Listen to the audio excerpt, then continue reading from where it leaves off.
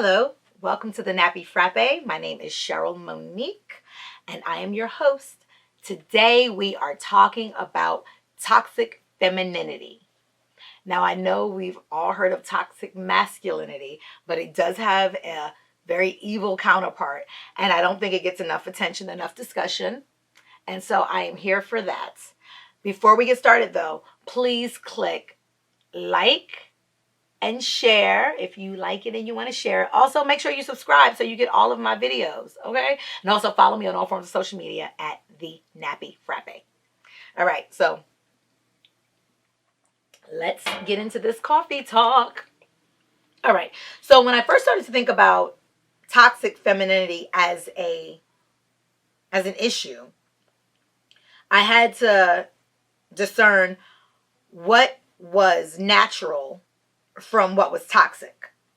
And so there's, things that are naturally masculine, naturally feminine, based on estrogen and testosterone. And those things are real.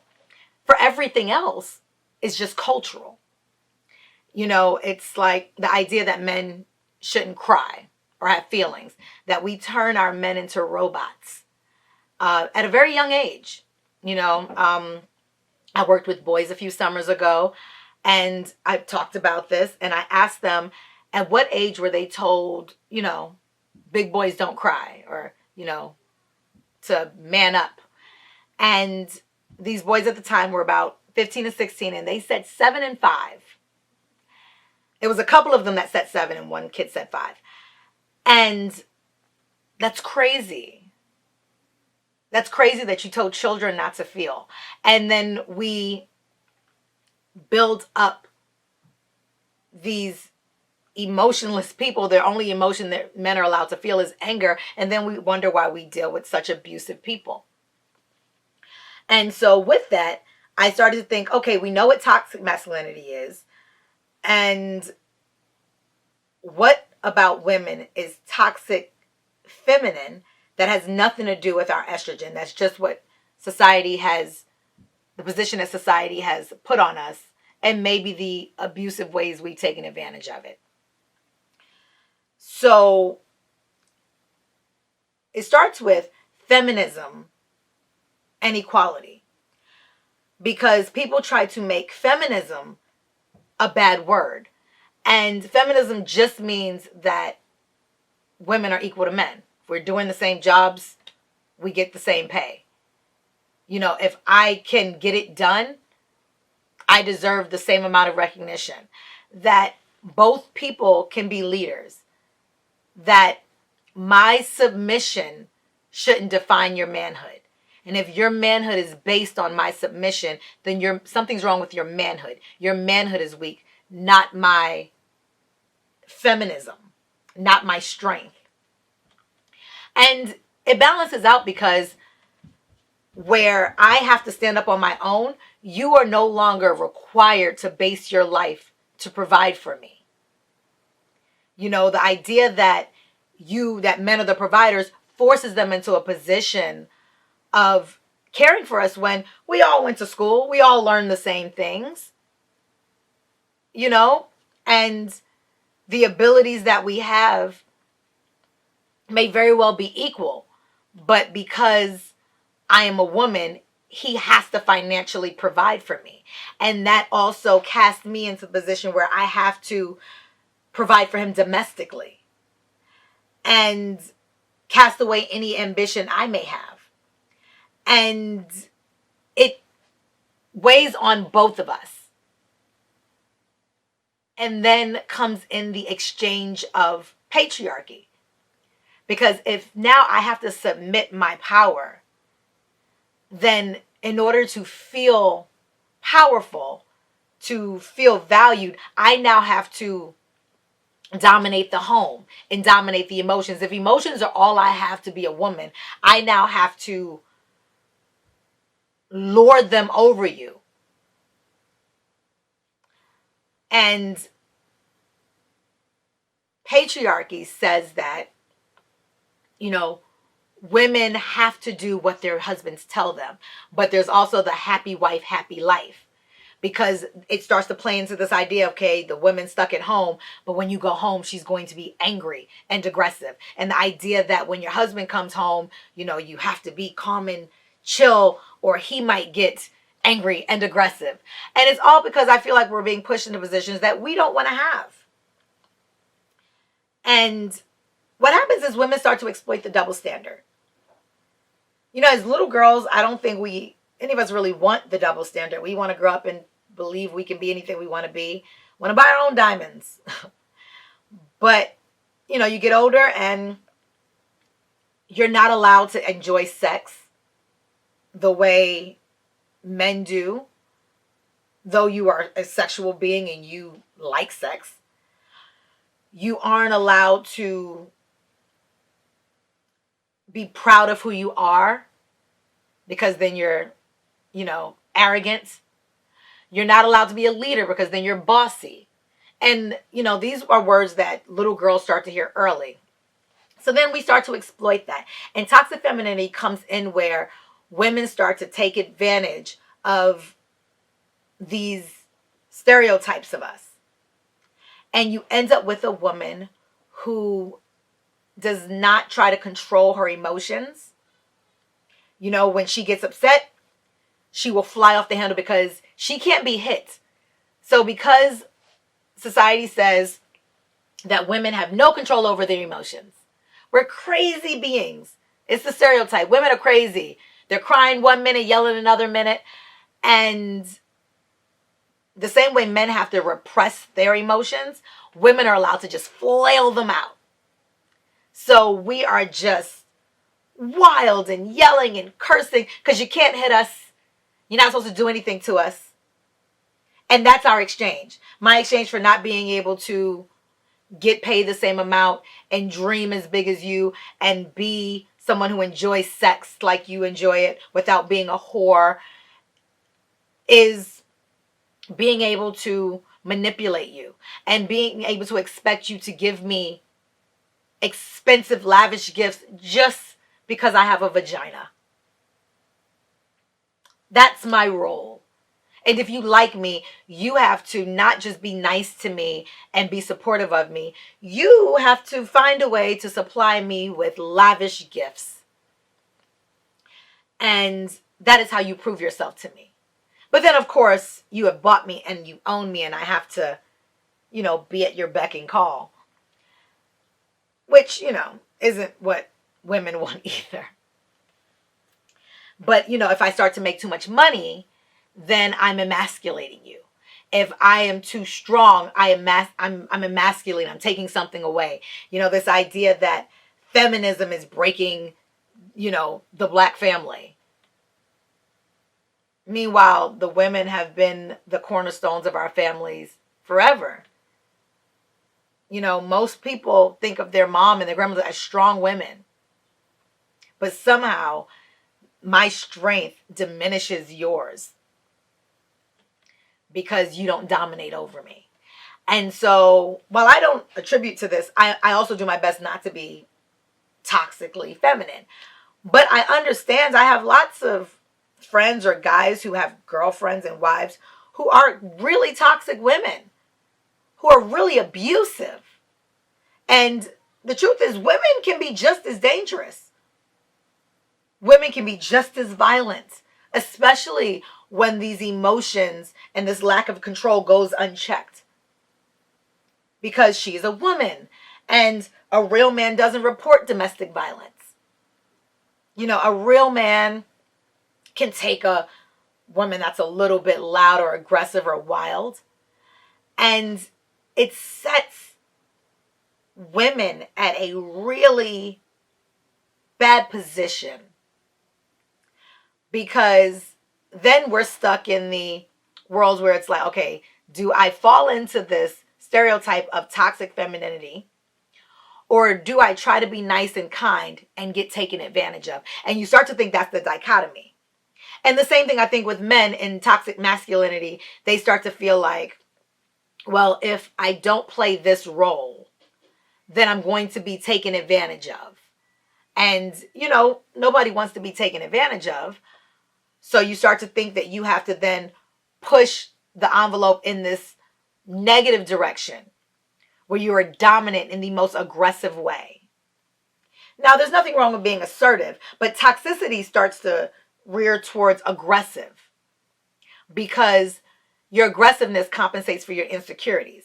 And the insecurities of being a woman and feeling like, you know, either you're going to not be able to take financial control of your life, or if you do, you may not be able to get a man.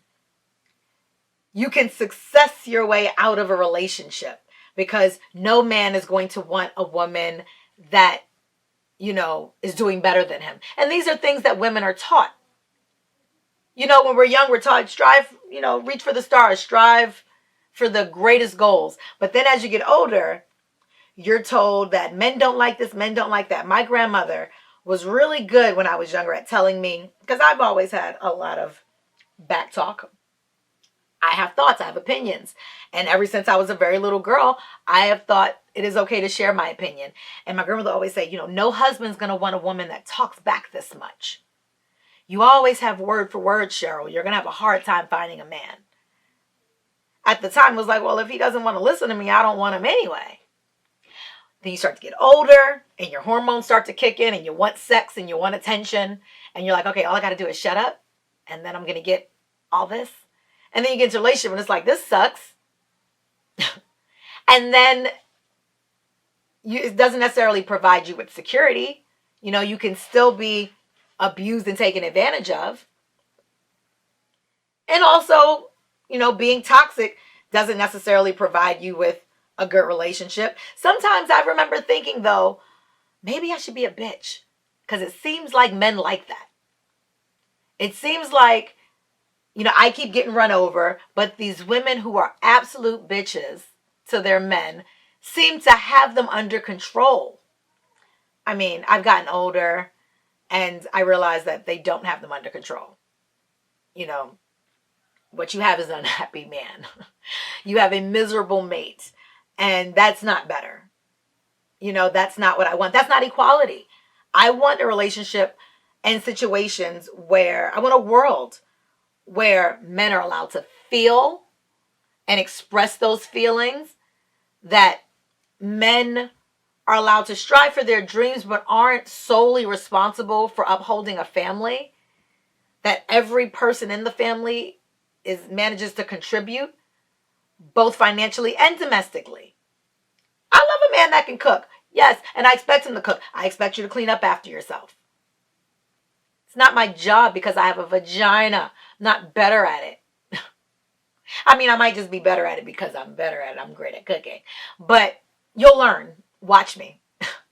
So I think with toxic femininity, it is important to understand how to handle it as a man. What do you do when you come into contact, when you realize you have a woman who is toxically feminine? She has no control over her emotions. She speaks to you in the most disrespectful manner. She believes that because you're a man, you don't have feelings. You're like some Tin Man. And she can throw all of her emotions at you, and it is your job to take it. And she may even get physically abusive. Well, one, if she's physically abusive, just like any woman, get out of that. Let her be by herself. You know, and get out before she feels like complete ownership over you. If she feels like she owns you, she might kill you on the way out. You know? And the thing is, when women are toxically feminine, doesn't take a lot for them to go over the edge. So you really got to nip that in the bud. And if you're with a woman that is disrespectful, one, I say no one should tolerate disrespect. But in the beginning, if you find that the way she communicates is toxic, not that she asserts herself and speaks her mind, because again, I am not a submissive woman. And if anyone requires me to be submissive, they need to leave, because that is not the opposite of toxic femininity. Healthy femininity, healthy feminism is me just being me. and me being responsible for me and me being able to communicate in a respectful way, though I will always communicate my needs, my wants, and go out and get them. But if a woman expects you to provide her with everything and she makes no effort to care for herself, and she is not contributing to you, because maybe it is a thing where maybe you make a whole lot of money and you're okay with her not making as much, but there are other things that she contributes and it balances things out. But emotionally, when you guys communicate, there's still a match respect there. And she doesn't think that when she gets upset and her emotions, are rising, that she gets to just say or do anything because she's a woman. That's when it's toxic. And if you are dealing with a toxically feminine woman, perhaps check to see if you are being toxic masculine. If the only time you give emotions is when you're angry, if the way you deal with her is trying to tell her that her subservience is what is valued, then you're going to encourage her to match that energy with her being equally toxic, her being equally destructive. She may not have the strength to get out of the relationship. So she may just meet you with the same negativity and disrespect that you are meeting her. So if you want balance, you have to seek equality as well. And free yourself. Think about it. If women weren't expected to give up their lives to parent and take care of the home, if when you had a small child, both people went part-time to figure things out, at the end of, if the marriage dissolved, there'd be no alimony. You wouldn't be responsible for providing for her if she was able to equally, seek a career and a profession, financial goals. Now, that's not to say, if she stayed home to take care of the kid, because I stayed home for a couple of years to take care of Cannon. And that was just the exchange, so we didn't have to pay for childcare. In the end, we weighed out the cost of childcare with my being with him and all that stuff. But in that, you want to be sure that you are doing what's best for both of you. Because sometimes maybe the man wants to stay home and take care of the kid. And the idea that that's impossible, that's a joke. Men shouldn't do that. Again, that's toxic femininity. Believing that, certain things are only women roles. And then it starts to play into homophobia where it's like, that's gay. A man can't do this or do that because he doesn't fit into your masculine box. He must be gay. And then if he's gay, you then have less respect for him somehow as a man. Or if he's showing female traits, women traits. And I mean, I've seen some memes with some of the silliest things like men eating salad. Just crazy things. Where it's like, men are human beings. And if we want them to see us as humans, we have to start with treating them as humans. We have to understand that toxic femininity is also taking the weight of patriarchy and beating them with it. It is up to us. If you are a feminist, it is up to you to take the chain of patriarchy off your man's neck. And that man could be your boyfriend, your husband, your father, your brother, your son. For my son, I am taking the weight of patriarchy off his neck. Women are equal to you, which means the women that you're with, they, of course, respect them, but they need to respect you. Find a woman with just as much ambition as you, so you are not responsible to pay for everything, to take care of everything. And if you are paying for most things, make sure there's an exchange of balance, that it's just not because she has a vagina and sex. You can get sex without paying for it, sweetie. I mean, if you're going to pay for it, at least get circus sex, right? No, but seriously. I don't want my son weighed down by that. I'm going to let him feel and cry and have emotions. Because those things have nothing to do with sexuality. And two, there's nothing wrong with fluidity of sexuality. And still, that has nothing to do with toxic femininity. You know, if he's gay, he still doesn't let women act crazy. And he doesn't get to act crazy because if he's an effeminate man. No. Free yourself of the weight of masculinity and patriarchy. The rules. Be human. You know?